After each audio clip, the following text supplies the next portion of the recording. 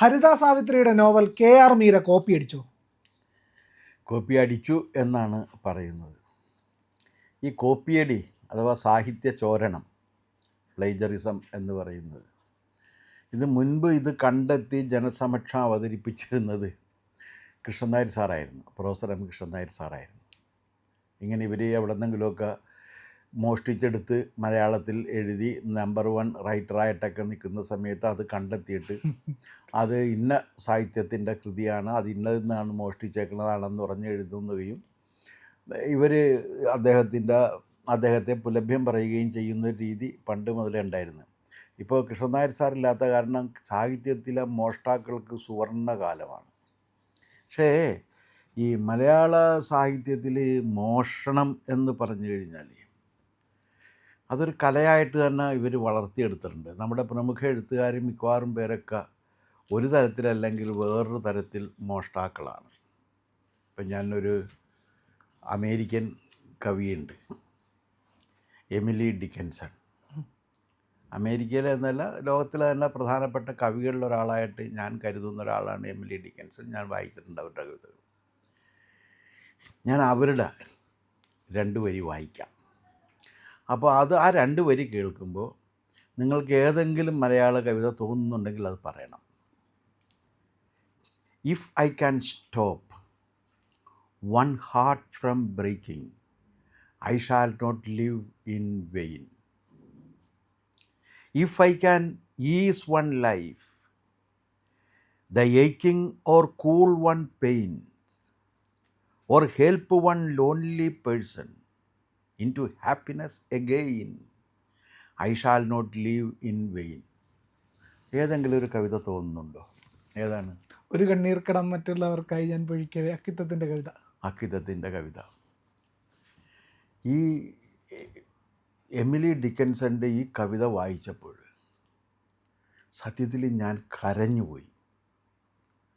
കാരണം അക്കിത്തത്തിൻ്റെ 20-ാം നൂറ്റാണ്ടിൻ്റെ ഇതിഹാസം ഞാൻ ജനിക്കുന്നതിനും 2 കൊല്ലം മുൻപ് എഴുതപ്പെട്ടതാണ്. ആ കവിത ഞാൻ വളരെ ആവേശപൂർവ്വം വായിച്ച ഒന്നാണ്. എൻ്റെ തലമുറ ആഘോഷിച്ച കവിതയാണ്. നിരത്തിൽ കാക്ക കുത്തുന്നു, ചത്ത പെണ്ണിൻ്റെ കണ്ണുകൾ മുല ചപ്പി വലിക്കുന്നു, നരവംശ നവാതിഥി. അതിൽ തന്നെ എല്ലാവരും എപ്പോഴും എടുത്ത് പറയുകയും എപ്പോഴും കോട്ട് ചെയ്യുകയും ചെയ്തിട്ടുള്ളൊരു സാധനമാണ് ഒരു കണ്ണീർ കണം മറ്റുള്ളവർക്കായി പൊഴിക്കവേ. ഉദിക്കയാണ് എൻ മനസ്സിൽ 1000 സൂര്യന്മാർ എന്നോ മറ്റോ പറഞ്ഞു. ഞാനിപ്പോൾ എല്ലാവരും വരികൾ ഞാനിപ്പോൾ ഓർക്കുന്നില്ല. ഒരു പുഞ്ചരി ഞാൻ മറ്റുള്ളവർക്കായി ചെലവാക്കവേ, ഹൃദയത്തിൽ ഉലാവുന്നു നിത്യ നിർമ്മല പൗർണമി. ഇതൊക്കെ നമ്മൾ കേട്ടിട്ടുണ്ട്.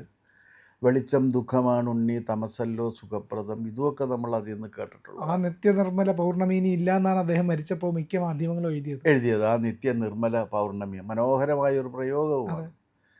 പക്ഷേ അക്കിത്തം എന്തിന് ഈ ക്രൂരകൃത്യം ചെയ്തു എന്നെനിക്ക് മനസ്സിലാകുന്നില്ല. കോയിൻസിഡൻസ് ആയിരിക്കുമോ? അല്ല, കോയിൻസിഡൻസ് ആണ് എന്നുള്ളൊരിത് കൊടുക്കാൻ. കാരണം അക്കിത്തം ഈ കവിത എഴുതുന്നതിന് 98 വർഷം മുൻപ് എമിലി ഡിക്കൻസൺ എഴുതിയതാണ് ഞാൻ നേരത്തെ പറഞ്ഞ കവിത. എമിലി ഡിക്കൻസൻ്റെ കവിതയിലാണ് സ്പിരിച്വൽ കണ്ടൻ്റുള്ള അപൂർവ അമേരിക്കൻ കവികളിൽ ഒരാളാണ് എമിലി ഡിക്കൻസൺ. എമിലി ഡിക്കൻസൻ്റെ കവിതയുടെ ഒരു സവിശേഷതയായിട്ട് എനിക്ക് തോന്നിയിട്ടുള്ളത് ഈ തെളിഞ്ഞ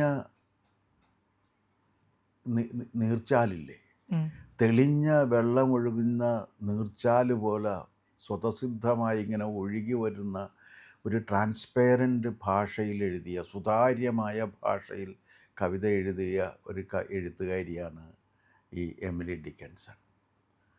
അപ്പോൾ അവർ ഈ അക്കിത്തം ഈ കവിത എഴുതുന്നതിന് 98 വർഷം മുൻപ് അവർ 1800ഓളം കവിതകൾ എഴുതിയിട്ടുണ്ട്. പക്ഷെ അവർ ജീവിച്ചിരുന്ന കാലത്ത് ആകെ പ്രസിദ്ധീകരിച്ചത് 10 എണ്ണം മാത്രമാണ്. അവർ മരിച്ചതിന് ശേഷമാണ്, മരിച്ചൊരു 10 പതിറ്റാണ്ട് കഴിഞ്ഞതിന് ശേഷമാണ് അവർ പ്രസിദ്ധരായത്.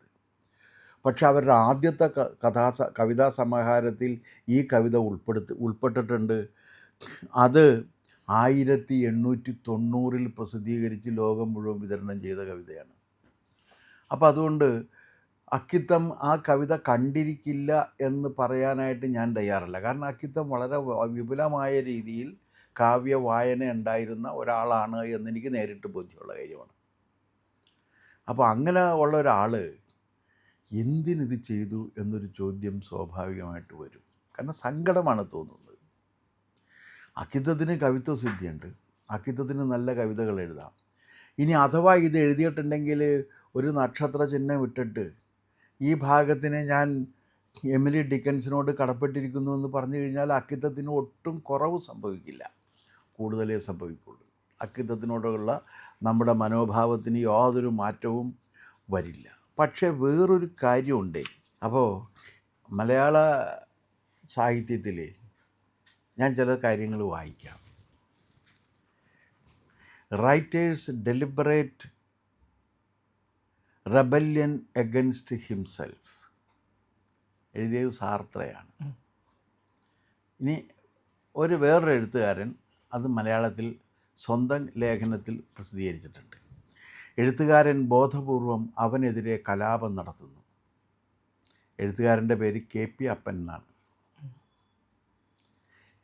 Thus K escaped from all lights and colors of the world. Castle എന്ന നോവലിൽ കാഫ്കയുടെ അതിമനോഹരമായൊരു രംഗമാണ്. ഇൻ ദ കത്തീഡ്രൽ എന്നാണ് ആ ചാപ്റ്ററിൻ്റെ പേര്. എനിക്കിന്ന് ഓർമ്മയുണ്ട് അത് വായിച്ചത്. ഈ ഒരു ഇൻകം ടാക്സിൻ്റെ ഒരു ഇൻഷുറൻസിൻ്റെ ഒരു ബാങ്കിൻ്റെ ഒരു ക്ലയൻറ്റ് വന്നിട്ട് ഇയാളെയും കൊണ്ടൊരു കത്തീഡ്രലിലേക്ക് കയറിപ്പോയിട്ട് അൾത്താരയിലേക്ക് ചെല്ലുമ്പോൾ അവിടെ ഇരുട്ട് പരക്കുന്നതാണ് കാണിക്കുന്നത്. വെളിച്ചം തേടിയാണ് അൾത്താരയിലേക്ക് പോകുന്നത്. അവിടെ മുഴുവൻ ഇരുട്ടായി പോയിരിക്കുന്നു എന്ന് പറയുന്ന സമയത്താണ് Thus K escaped from all lights and colors of the world എന്ന് പറയുന്നത്. അതിനെങ്ങനെയാണ്? അങ്ങനെ അന്ധൻ തൻ്റെ 14-ാം വയസ്സിൽ ലോകത്തിലെ വർണ്ണങ്ങളിൽ നിന്നും വെളിച്ചങ്ങളിൽ നിന്നും വിമോചിതനായി. ഈ തർജ്ജമ ചെയ്ത് വെച്ചിരിക്കുന്ന സ്വന്തം കഥയിൽ ഇത് കയറ്റി വെച്ചിരിക്കുന്ന എഴുത്തുകാരൻ്റെ പേര് പുന്നത്തിൽ കുഞ്ഞബ്ദുള്ള എന്നാണ്. അപ്പോൾ ഇത് ഞാൻ ചിലതാണ്, ഒരുപാടുണ്ട് ഇങ്ങനത്തെ. ഒരുപാട് പേര് ഇങ്ങനെ ഈ പാരഗ്രാഫുകൾ തന്നെ എടുത്ത് ഉപയോഗിച്ചതിന് ശേഷം സ്വന്തമാണ് എന്ന നിലയ്ക്ക് എഴുതി വച്ചിട്ടുള്ള എഴുത്തുകാരുണ്ട്. അതിപ്പോൾ ഈ കളവ് പിടിക്കപ്പെടുന്നവരെ എല്ലാം ഒറിജിനലായിരിക്കും. പിടിക്കപ്പെടുമ്പോഴാണ് ഇതങ്ങനെ അല്ലാത്തത്. ഇപ്പോഴാണല്ലോ ഈ ഒരു കണ്ണീർക്കണത്തിന് ഇങ്ങനെ ഒരു ബന്ധം ഉണ്ട് എന്നുള്ള കാര്യം നമ്മൾ അറിയുന്നത്. പിന്നെ ഇതിനകത്തൊരു കാര്യമുള്ളത്, മീര ഇതിനു മുമ്പ് എഴുതിയ ആരാച്ചാരും ഇതുപോലെ കോപ്പിയായിരുന്നു. വലിയ ആരോപണം വന്നാണ്. അത് ഒരുപാട് പേര് പറഞ്ഞു. പക്ഷേ മീരക്ക് ആരാച്ചാരുടെ പേരിൽ കിട്ടേണ്ട എല്ലാ ആചാരവും കിട്ടിക്കഴിഞ്ഞിരുന്നു അപ്പോഴേക്കും ആരോപണമൊക്കെ വന്ന്. മീരക്ക് അതുകൊണ്ട് നഷ്ടമൊന്നും വന്നിട്ടില്ല. മീര ഒരു ആവറേജ് റൈറ്ററാണ്, ജസ്റ്റ് ബിലോ ആവറേജ് എന്ന് പറയാവുന്ന റൈറ്ററാണ്. പക്ഷേ അവർ നല്ല ഇൻഷുറൻസ് എടുത്തിട്ടുണ്ട്. അവരെടുത്തേക്കുന്ന ഇൻഷുറൻസിൻ്റെ പേരാണ് മാർക്സിസ്റ്റ് പാർട്ടിയിലെ മെമ്പർഷിപ്പ്. മാർക്സിസ്റ്റ് പാർട്ടിയിൽ മെമ്പർഷിപ്പ് എടുത്തതിന് ശേഷം നിങ്ങൾക്ക് ഈ ലോകത്ത് എന്ത് വൃത്തികേടും ചെയ്യാം, പാർട്ടി ന്യായീകരിക്കും. അതെ, വേറെ ഒരു പാർട്ടിയിലും നിങ്ങൾക്ക് അത്രയും ന്യായീകരണവും അത്രയും സപ്പോർട്ടും കിട്ടില്ല. മാർക്സിസ്റ്റ് പാർട്ടിയിൽ അങ്ങനെയല്ല, ന്യായീകരണം കിട്ടും. അങ്ങനെ ഈ മീര എന്ന് പറയുന്ന ഈ എഴുത്തുകാരി ഈ ആരാച്ചാര എന്ന് പറയുന്ന കൃതി കളവാണ് എന്ന് പറഞ്ഞ് എഴുതി കഴിഞ്ഞപ്പോഴേക്കും ഒരുപാട് പേര് ഇറങ്ങിയിട്ട് അവരെ പ്രൊട്ടക്റ്റ് ചെയ്തു, സംരക്ഷിക്കാൻ വേണ്ടി ആളെന്നില്ല. അതുകൊണ്ടാണ് ഞാൻ പറഞ്ഞ ഇൻഷുറൻസ് എടുത്തിട്ടുണ്ടെന്ന് പറയുന്നത്. എഴുത്തുകാർക്കും ബാക്കിയുള്ളവർക്കും മാർക്സിസ്റ്റ് പാർട്ടിയിലെ പാർട്ടി അംഗത്വം എന്ന് പറഞ്ഞ ഒരു ഇൻഷുറൻസാണ്. ഇൻഷുറൻസ് കവറേജാണ്. കാരണം എന്ത് വൃത്തികേട് ചെയ്തു കഴിഞ്ഞാലും അവർ സംരക്ഷിക്കപ്പെടും, അവർക്ക് ന്യായീകരണം ഉണ്ടാകും. ആ കേരളവർമ്മയിലെ ഒരു ടീച്ചർ, എന്തായിരുന്നു അവരുടെ പേര് ഞാൻ മറന്നുപോയി, ദീപ നിശാന്ത്. അവർ ഇതുപോലെ തന്നെ ഒരുത്തൻ്റെ കവിത അങ്ങനെ തന്നെ മോഷ്ടിച്ച് പ്രസിദ്ധീകരിച്ചതിന് ശേഷം അവർ ചെയ്തത് ശരിയാണെന്ന് പറയാൻ പാർട്ടിക്കാർ രംഗത്തിറങ്ങി എന്നുള്ളതാണ്. അതെ. പിന്നെ ഈ നമ്മുടെ ചങ്ങമ്പുഴയുടെ പ്രസിദ്ധമായ കൃതിയാണ് ഏത്? വാഴക്കുല. അത് വൈലോപ്പിള്ളിയാണ് എഴുതിയത് എന്ന് പറഞ്ഞ് സമർപ്പിക്കപ്പെട്ട പ്രബന്ധത്തിന് PhD കിട്ടി. ചിന്തയ്ക്ക് ഒരു കുഴപ്പം ആർക്കുമില്ല.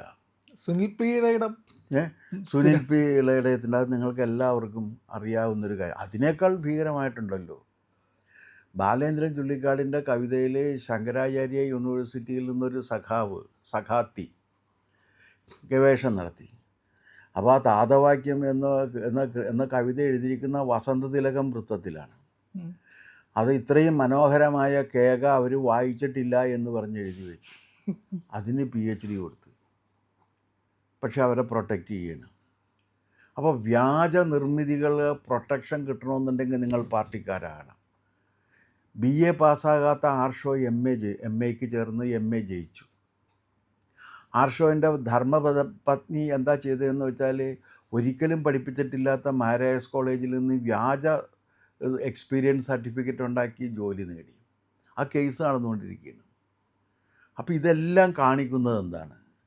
ഈ സാംസ്കാരിക രംഗത്ത് ഇതുപോലുള്ള കള്ളക്കൂട്ടങ്ങൾ ഒരുമിച്ച് ചേർന്ന് നിൽക്കുകയാണ്. അവർക്കും പ്രൊട്ടക്ഷൻ ഒരുക്കുന്നത് മാർക്സിസ്റ്റ് പാർട്ടിയാണ്.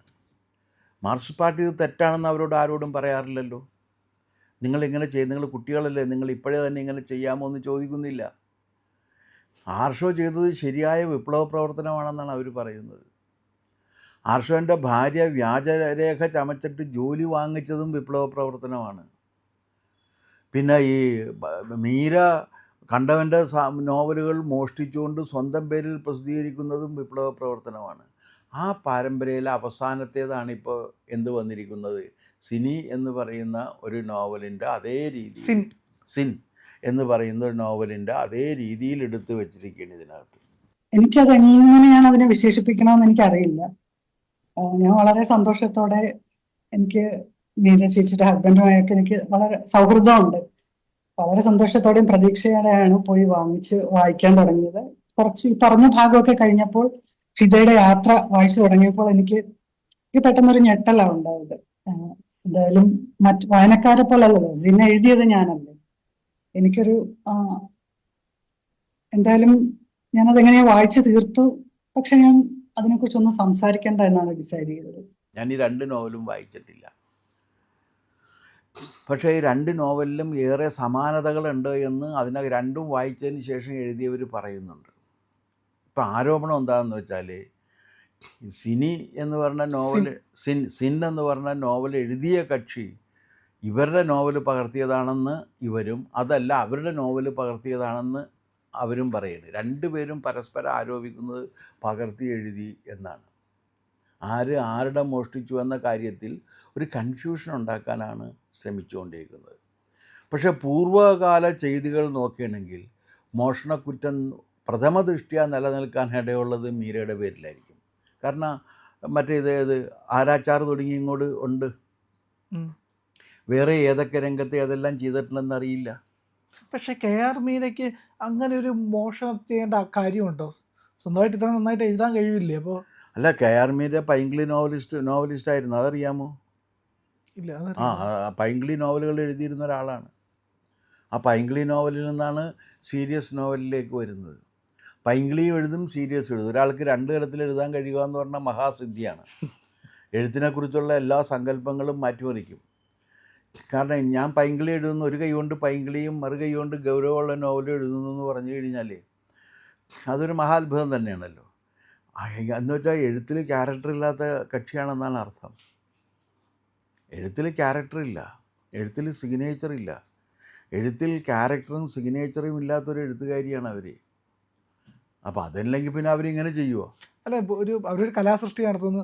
ഇതെല്ലാം നമ്മുടെ ആത്മാവിൻ്റെ പ്രതിബിംബം ആയിട്ട് തന്നെ മാറണമെന്നുണ്ടോ കലാസൃഷ്ടികളെല്ലാം? വേണം. പിന്നെ എനിക്ക് എഴുതാത്തത് കൂടെ അറിയില്ല. അല്ല, വേണം, അത് തന്നെ വേണം. നിങ്ങൾക്ക് ബോധ്യമില്ലാത്ത ഒരു കാര്യം നിങ്ങൾ എങ്ങനെയാണ് എഴുതുക? നിങ്ങൾക്ക് ബോധ്യം വരിക എന്ന് പറഞ്ഞാൽ നിങ്ങൾ അനുഭവിക്കുക എന്നാണ് പറഞ്ഞതിനർത്ഥം. അനുഭവത്തിൻ്റെ സ്ഥൂലഭാവം മാത്രമല്ല, അതിൻ്റെ സൂക്ഷ്മഭാവവും അനുഭവമാണല്ലോ. അല്ല, മറ്റുള്ളവരെ രസിപ്പിക്കാൻ വേണ്ടിയിട്ട് എഴുതുക എന്ന് പറയുന്ന രീതിയിൽ മറ്റുള്ളവരെ എങ്ങനെ രസിപ്പിക്കാൻ വേണ്ടിയിട്ട് ഒരു കഥ എഴുതുന്നു? അല്ല, ഈ സാഹിത്യ പ്രവർത്തനം എന്ന് പറഞ്ഞാൽ മിമിക്രി അല്ല. മിമിക്രി സ്റ്റേജ് ഷോ അല്ല സാഹിത്യ പ്രവർത്തനം. രസിപ്പിക്കാൻ വേണ്ടി എന്തെങ്കിലും ഇത് പറയുന്നതല്ല. സാഹിത്യപ്രവർത്തനം വളരെ ഗൗരവമുള്ളൊരു കാര്യമായിട്ടാണല്ലോ ലോകം കണക്ക് കൂട്ടിയിരിക്കുന്നത്. അതെ. അപ്പോൾ അങ്ങനെയുള്ളൊരു കാര്യം മീര ഈ മോഷണത്തിലൂടെ നിർവഹിക്കുന്നു എന്നാണ് ഇതുവരെയുള്ള കാര്യങ്ങൾ നോക്കിക്കഴിഞ്ഞാൽ. പക്ഷേ മീര സംരക്ഷിക്കപ്പെടും. കാരണം മീരയ്ക്ക് ഇൻഷുറൻസ് ഉണ്ട്. Party insurance, CPM.